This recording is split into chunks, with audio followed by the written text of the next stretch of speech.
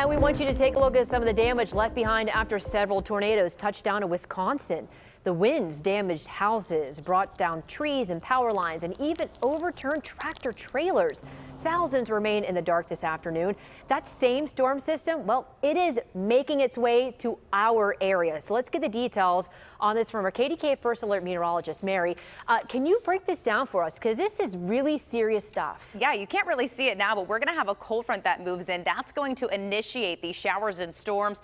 All of the ingredients are in place. It's very hot, it's humid, and these are going to be popping up right at about 2 o'clock for areas north. So the cold front's still off to the north and off to the west, but this afternoon and evening, numerous showers and storms that could potentially be severe are looking likely. Right now, it's quiet on our radar, but it's still very hot. We're under an enhanced risk for severe weather. So what that means, again, numerous storms possible, looking at a pretty decent risk for wind damage and even an isolated tornado to pop up.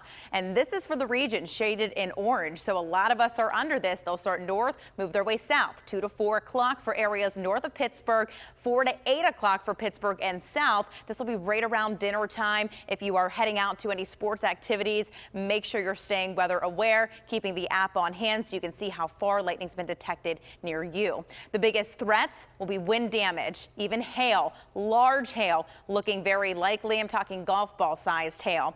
Flash flooding, it's still low, but if you are near a stream or creek, keep an eye on that because localized heavy downpours are still possible. And of course, an isolated tornado can't be ruled out with these strong winds rolling through. So looking at FUTURECAST, timing it out for you. We're going to see these move in here at about 2 to 4 o'clock for areas north. Places like Newcastle, Franklin, you can see that yellow, orange, and darker red.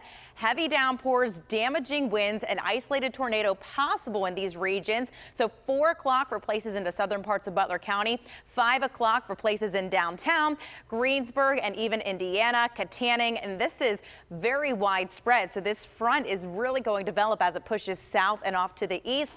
Areas south of Pittsburgh, so near I-70, south of I-70, 6 to 7 o'clock, you're going to see those storms, and then they'll diminish by about 9 o'clock tonight. It's a fast-moving system, but again, that's going to really pose the risk for those really strong winds over 60 miles per hour. So by Friday, things will calm down. Here's the window that we're looking at for these storms, and then we're going to cool down, but it's still very hot and humid out there. 86 degrees, feeling like 92. We should get to the 90s. We're going to have wind gusts around 25 miles per hour today, and then again, with those storms, higher wind gusts are possible. 86 in Washington, 87 in Butler, 85 Franklin. There's still sunshine out there, but take some breaks, find some shade, find ways to stay cool and hydrated. Check your back seats, and if it's too hot for you, it's too hot for your pets, so bring them inside. 100 degrees is what it feels like in Waynesburg right now, 99 in Katanning. We're not under a heat advisory because the criteria has to be a minimum of 100 degrees. So protect those paws on the pets.